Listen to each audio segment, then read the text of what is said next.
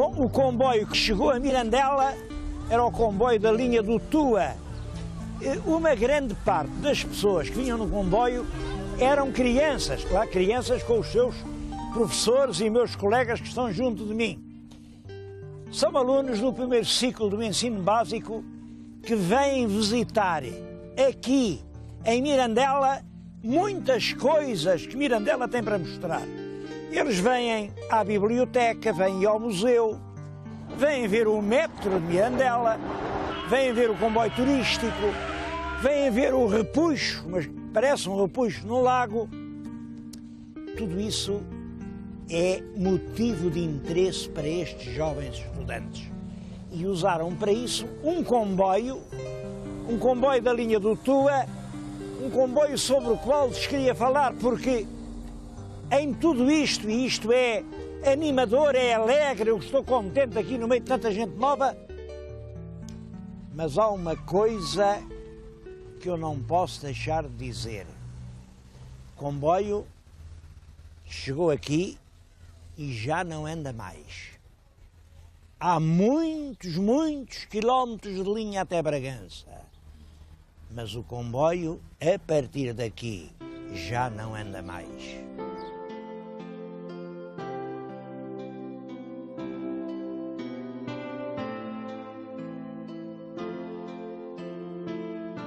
Bom, mas agora o comboio chega ali a Mirandela e pronto, parou, já não anda mais para a frente. E não era assim. A linha continuava, eu estou exatamente aqui, no meio dos carris. Estamos no meio da linha e não há perigo nenhum porque o comboio não vem lá. Estamos na estação de Romeu. O comboio vinha por aqui, andava muitos quilómetros, atravessava aldeias importantes, os cortiços, as carrapatas, o Grijó, Macete de Cavaleiros, as Salsas, Salcelas, Talhas, Pudense, Rebordões, Rebordõezinhos. Em todas essas aldeias os camponeses podiam pôr nos vagões a sua cortiça, as suas madeiras, as suas talhas com vinho, o seu azeite, e tudo isso circulava na via mais barato do que hoje anda nos caminhões. Bom, mas é claro, isto tudo que deu prejuízo, a linha dava prejuízo, mas bom, isto deu prejuízo. E agora é que está a dar prejuízo.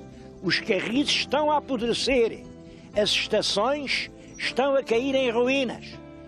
O meu telespectador, se um dia vier aqui a Romeu de Jerusalém, entre naquela estação, vá àquela bilheteira, veja o estado a que tudo aquilo chegou. Eu falo nisto com uma certa emoção, porque agora é muito costume estar a falar o futuro pertence ao comboio, o futuro pertence ao comboio. É possível se houver a coragem de inverter situações como esta.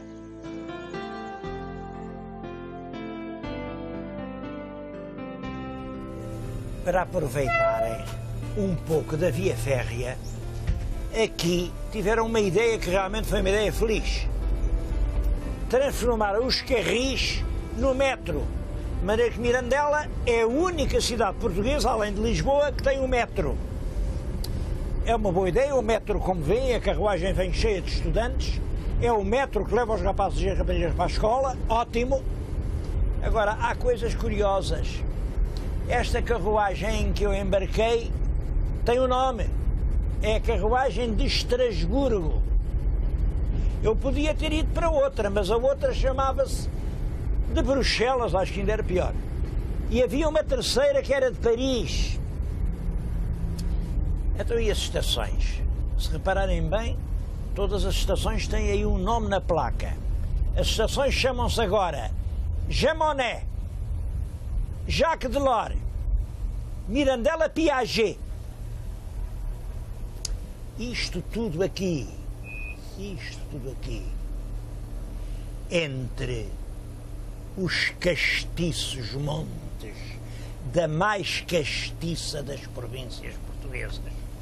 Eu devo dizer, estou-lhes a dizer isto, eu que sou um homem adepto absolutamente da integração europeia, porque eu gosto da Europa. E a Europa é a diferença. A Europa foi exatamente esta capacidade de, numa pequena península do mundo, se falar em línguas tão diferentes, de haver culturas tão diferentes, ideais, formas de arte, um conjunto de civilizações, andam-se umas centenas de quilómetros e tudo muda. Então vocês não veem que quando todos os apiadeiros do mundo se chamarem Piaget, Jean Monnet, Jacques Delors, a Europa já não é mais Europa. A Europa é assim uma espécie de Estados Unidos em que toda a gente pensa a mesma coisa, diz a mesma coisa, calça os mesmos sapatos, veste os mesmos jeans, e em que a vida perde inteiramente a sua riqueza. A Europa será tanto mais Europa, quanto mais diferente conseguir continuar a ser. Portanto, servir bem a Europa não é pôr nomes europeus aos nossos apiadeiros, é renovar, aprofundar cada vez mais as raízes portuguesas. Podem crer, os europeus só virão cá enquanto sentirem que aqui há uma terra diferente. A diferença foi sempre e há de continuar a ser a alma da Europa.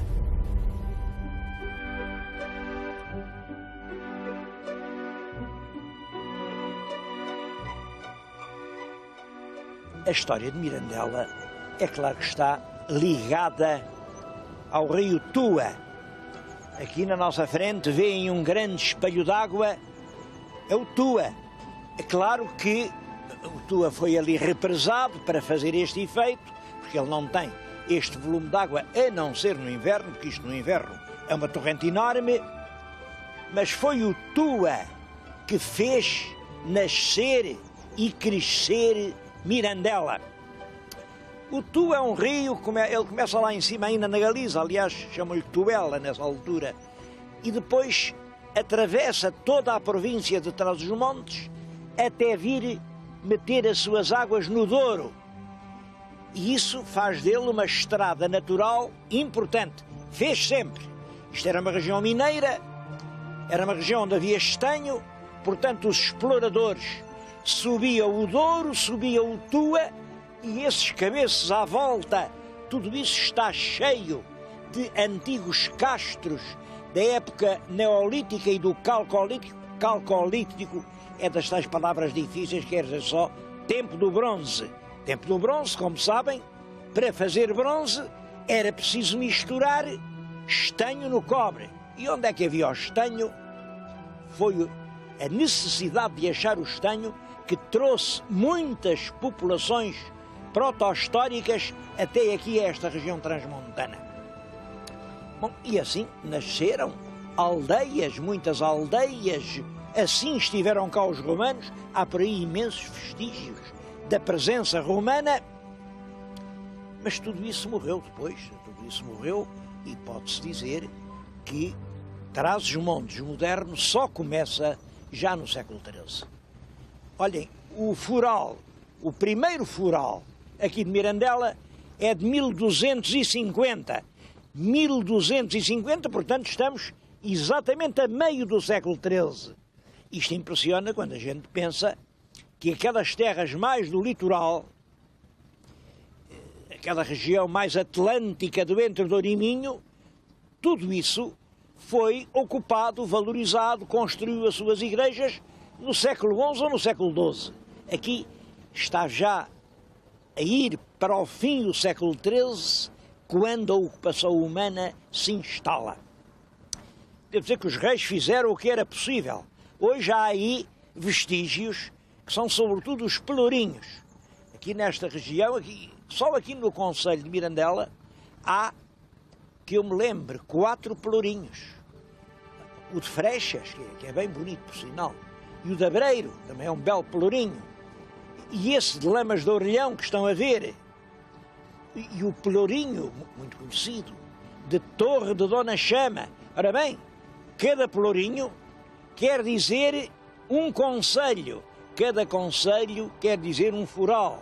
Foram tentativas dos reis para implantar aí núcleos de população. A maior parte desses concelhos não tinham realmente grandes condições de vida, mas o de Mirandela vingou.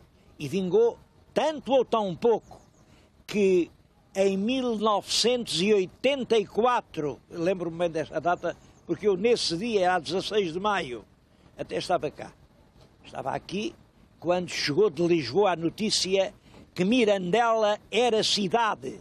A velha vila medieval chegou à cidade e podem crer, a veia que lhe deu a força foi este rio Tua.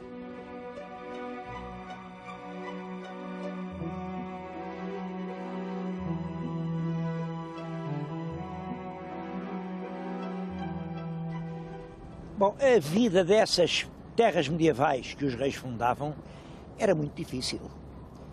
Punham ali meia dúzia de vizinhos, tinham que romper o solo, romper um solo de rocha para meter as sementes, tinham que se defender dos lobos, dos ladrões e principalmente dos fidalgos poderosos. Há inúmeros episódios de chacinas de moradores e acho que foi por isso que o rei Dom Dinis, que tinha dado o foral a Mirandela, mas era lá para aqueles montes, bem ao fundo, era para ali, e o Dom Dinis mudou Mirandela para este sítio que agora está na nossa frente, fez uma muralha a toda a volta e uma torre de defesa. E foi assim que Mirandela conseguiu vingar. Eu acho que é inteiramente justo, estão a ver aqui uma obra na frente, veio aqui um guindaste, estão a trabalhar, vão chamar a isto o Hotel Dom Dinis. Justíssimo, porque foi Dom Dinis quem conseguiu que Mirandela vingasse. É claro, quando Mirandela já era assim uma vila que já ia dando o seu rendimento, o Dom Dinis deu-a a uma fidalga. Ela chamava-se Branca Lourenço. Bom, e nesses tempos, o rei, existe o escrito com toda a gravidade, o rei Dom Dinis, marido da rainha Santa Isabel, deu-a àquela linda fidalga Branca Lourenço para pagamento de seu corpo, porque a Branca era uma das lindas amigas do rei poeta e deu-lhe alguns filhos. Então, para pagamento do corpo da Branca de Lourenço, el rei deu-lhe a jovem vila de Mirandela. A Branca foi a primeira dona, mas depois houve outros. Isto começou a ser bom, a avaliar pelos donos. Foram os Castros, foram os Teles de Menezes, da rainha Leonor Teles. Foi depois a grande família dos Braganças. E, a partir de certa altura, a partir de Dom João I, a vila pertence aos Távoras. Eu acho que os meus telespectadores estão a ver atrás de mim um palácio ainda com linhas setecentistas, palácio bonito, é hoje a Câmara Municipal. Aquele é que era o Palácio dos Távoras. Foi feito exatamente no sítio onde estava o Castelo de Unisino. Os Távoras, que aliás não viviam aqui, tinham meio Trás-os-Montes era deles. Os Távoras foram uma família muito ilustre. Desde o tempo de Dom João I, houve Távoras que, além de serem grandes fidalgos, também eram homens de talento. Acumulavam a fidalguia com o discernimento, de maneira que foram realmente grandes políticos, grandes diplomatas, grandes embaixadores e acabaram por acumular uma enorme fortuna. Acho que foi essa fortuna e foi esse prestígio que os perdeu. Como sabem, o último Távora acabou em Belém.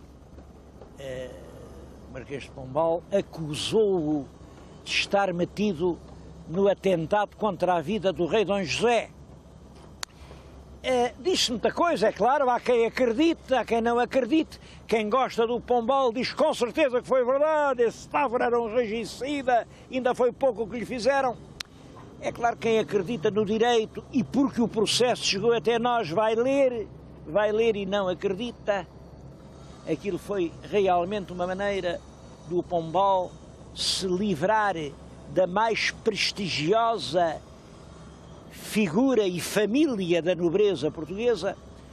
Seja como for, quando os távoras foram eliminados com requintes de brutalidade e este palácio deixou de ser dos távoras e passou para a família dos condes de São Vicente. De qualquer maneira, ainda hoje aqui nestas regiões se fala muito nos távoras. E não sei, mas fala-se ainda com respeito, porque eles fizeram muito pela terra. Diz-se, por exemplo, que esta ponte que estão a ver é obra deles. Não acredito muito nisso, não acredito muito nisso. Não vejo os fidalgos assim a construir pontes para o povo. Pelo menos não era costume do tempo. Seja como for, esta jovem cidade tem muito a ver com a família dos Távoras.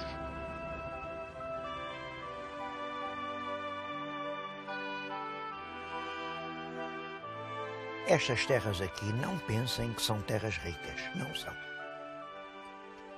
Aqui tudo dá muito trabalho, tudo se arranca com muito esforço. É claro que tem as suas riquezas aqui em Mirandela. Dizem com muito orgulho que o melhor azeite do mundo é o daqui. E há uma razão para dizerem isso. É que, como o clima é muito frio, não há aquela mosca que vai sugar a polpa da azeitona. E é realmente um azeite sem nenhuma acidez e é de facto um azeite muito bom. Se é o melhor do mundo, eu não sei, que nunca encontrei outro melhor, isso posso dizer. Mas não era do azeite que eu lhes queria falar, era de outra coisa que é uma espécie de ex-libris de Mirandela. É alheira. Toda a gente já ouviu falar na alheira de Mirandela. Eu tenho aqui uma alheira e queria mostrá-la, mas queria mostrar, além da alheira, a grelha transmontana da alheira, porque isto é muito curioso. Esta grelha, como veem, tem aqui em baixo. Isto são uns tubos que impedem que a gordura pingue para o fogo e que, portanto, queima a alheira. Além disso, quando começa a pingar muito, dá-se-lhe esta inclinação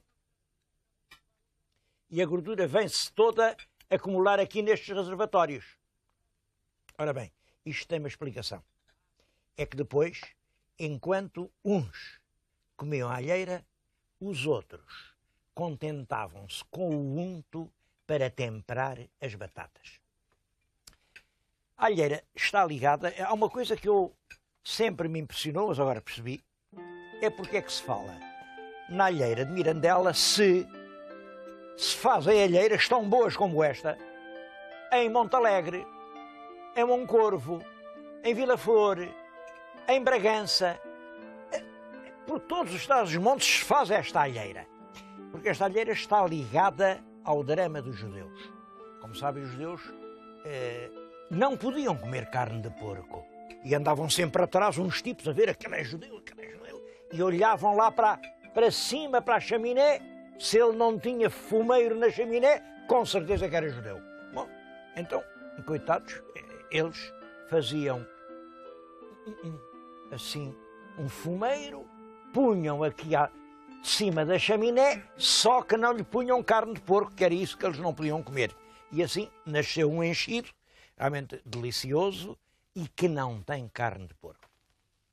Por isso, a alheira, de certo modo, é um símbolo. Um símbolo de uma raça perseguida, de uma raça que teve sempre que esconder a sua fé. Uma fé que se esconde é como um vento que não sopra, é como uma luz que não alumia. Eu creio que essa cicatriz ficou na alma portuguesa.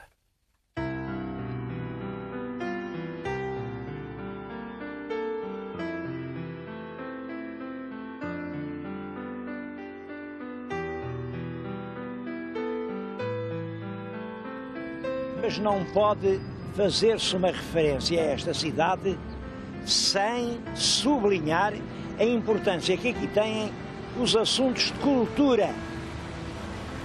Em poucas cidades portuguesas a cultura está tão em primeiro plano como aqui. Um dos aspectos é a abundância das estátuas. Há aqui imensas estátuas. Bem, naturalmente umas são melhores, outras são piores, não pode deixar de ser. Em todo caso, há por aí bem pior, Estas estátuas vêem-se. Sobre estátuas gostava de vos falar desta, porque esta é uma dívida de gratidão que a cidade tem para com um grande português do século passado.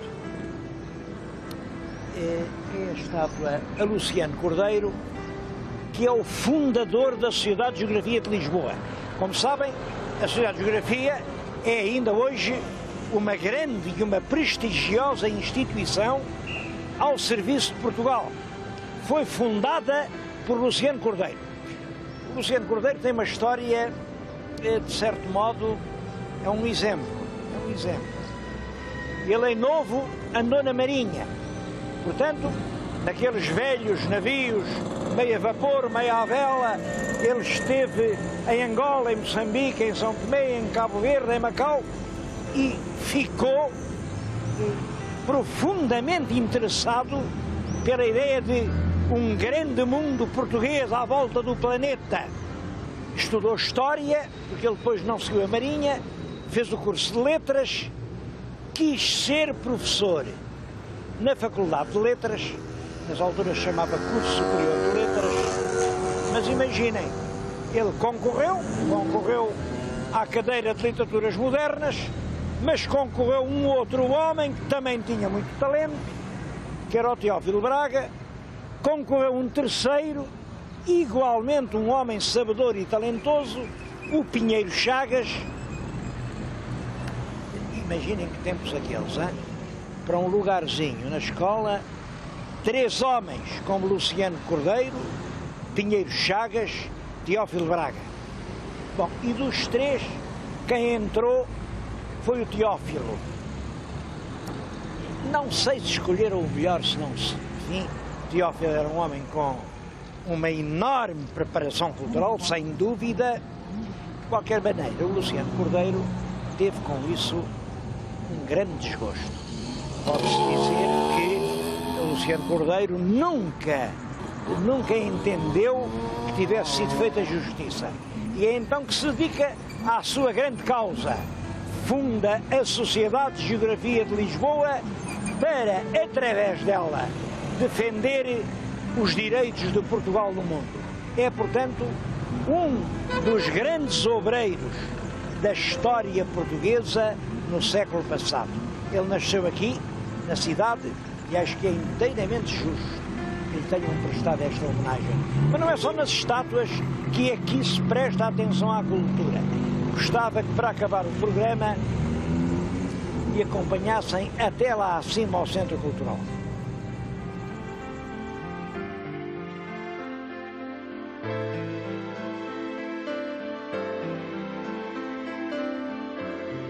A preparação da juventude, os estudantes, são uma das coisas importantes que há hoje em Mirandela. A gente chega aqui, há grupos de estudantes por toda a parte, é uma pardalada, e há projetos sérios. Bom, o que está atrás de mim é o Centro Cultural, um centro que tem um núcleo do Politécnico, que tem uma boa biblioteca e onde passam milhares de jovens. Aqui na cidade, que não é grande, há 3.000 estudantes. Bom, eu ainda ontem, quando cheguei aqui, imaginem, assisti nem mais nem menos que isto. Os estudantes estavam a representar Camões. Eu vi lá o episódio da Inês de Castro. Estavam a representar o Concílio dos Deuses. Isso a mim impressiona-me sempre. O caminho é realmente por aí. É preciso a gente pensar menos neste cotidiano pequenino que nos limita, nos reduz, nos inutiliza, e pensar cada vez mais nos estudantes e no futuro.